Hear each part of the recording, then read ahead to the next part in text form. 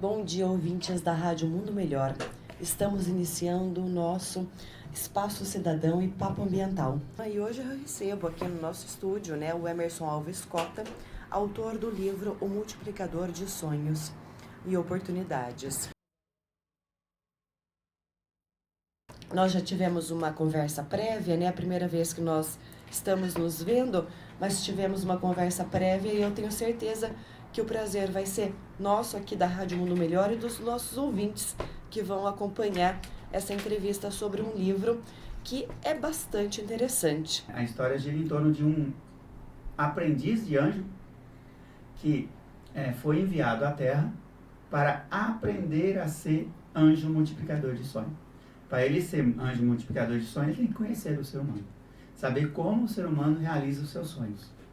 E aí ele passa por várias regiões, observando pessoas em diversas situações. Tá?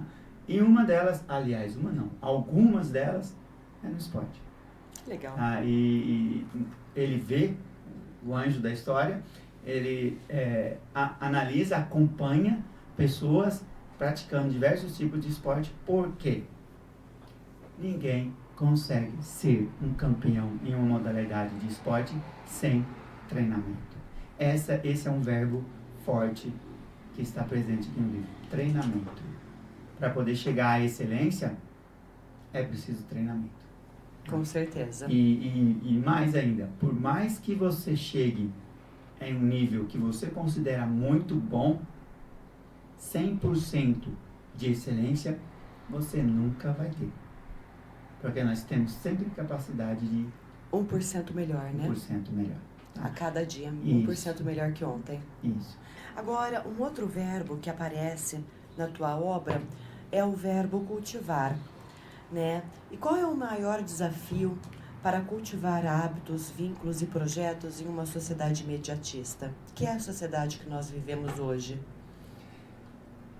Todo cultivo de hábito passa por transformação pessoal. Porque há algumas crenças limitantes que faz com que a gente acredite em algo que pode ser que não seja tão bom para a gente. Tá? E aí, para vencer, para quebrar essas crenças limitantes, você precisa de aprendizado, descobertas. Tá?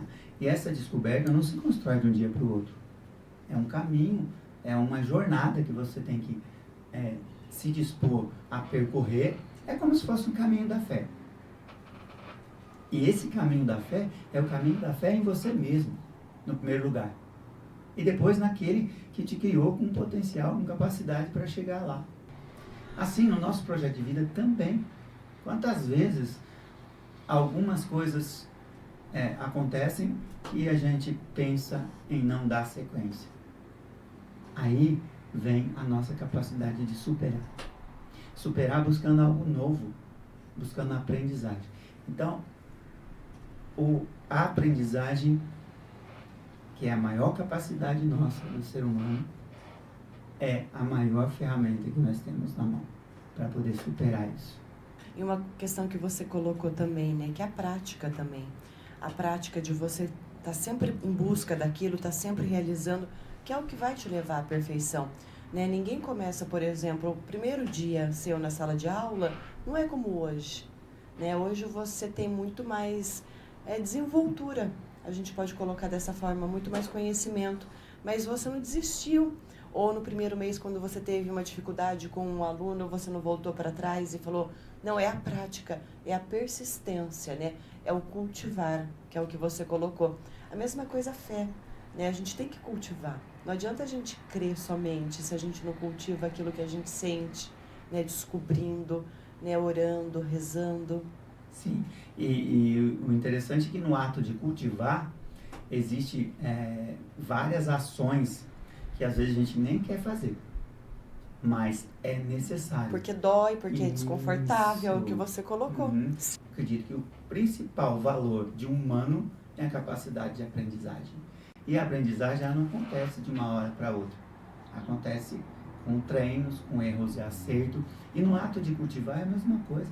Você planta lá uma plantinha, você percebe que ela está meio amarela. O que ela está precisando? Você tem que descobrir o que ela está precisando. Será que é adubo, é mais sol, é água, menos água, é o local onde ela está? E aí você vai adequando, vai colocando, criando situações para que ela cresça. Assim é os seus sonhos, os seus projetos de vida. E vai ter um momento que você vai ter que podar. Essa é a dor que nós temos, que quem de nós quer sair do nosso estado de comodismo, de conforto, de tranquilidade? Ninguém. Só que, para conquistar, se não houver poda, não tem novo.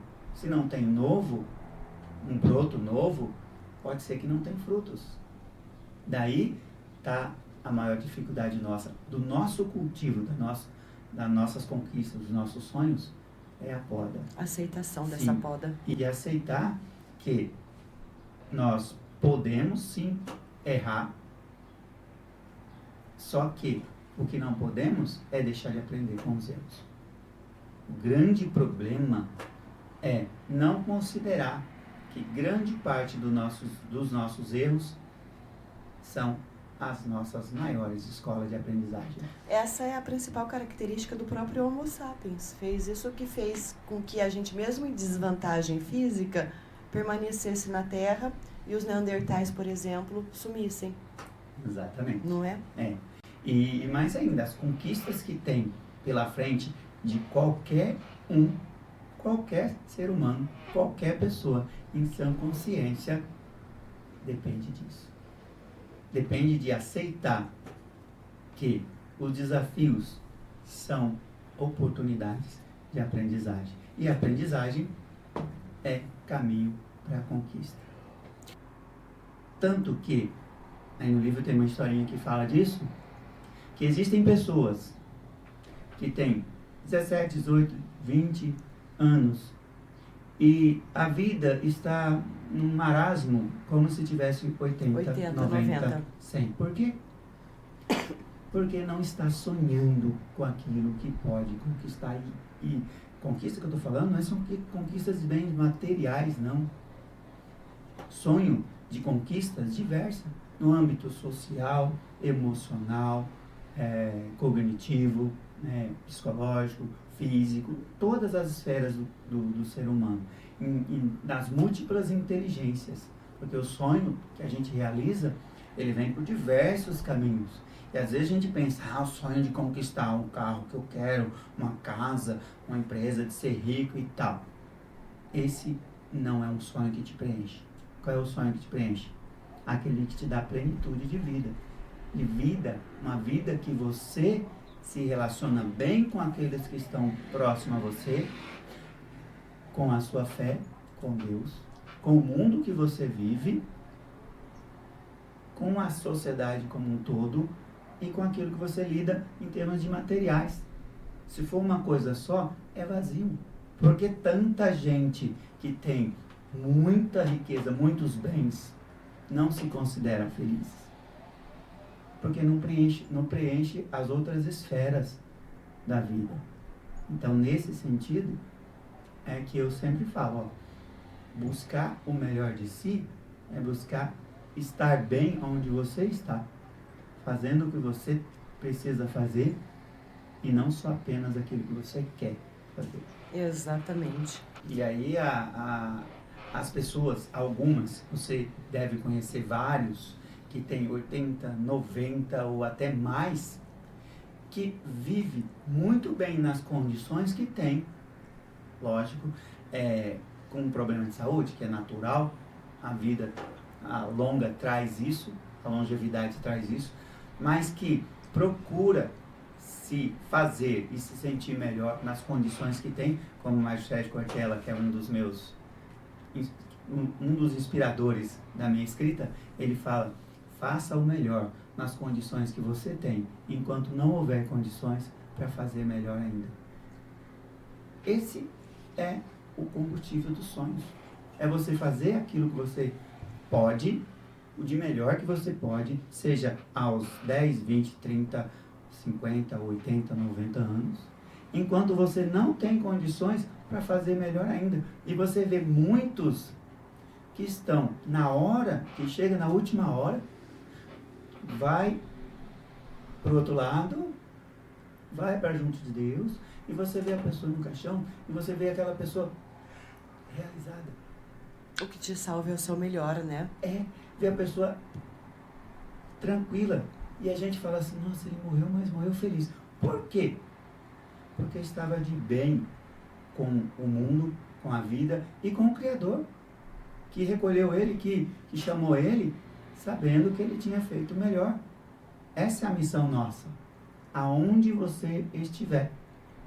Vai ser um padeiro, por exemplo? Seja o melhor que você consegue ser. E você será feliz assim. Para você ser feliz, não precisa ser um médico, um advogado renomado, um artista. Não.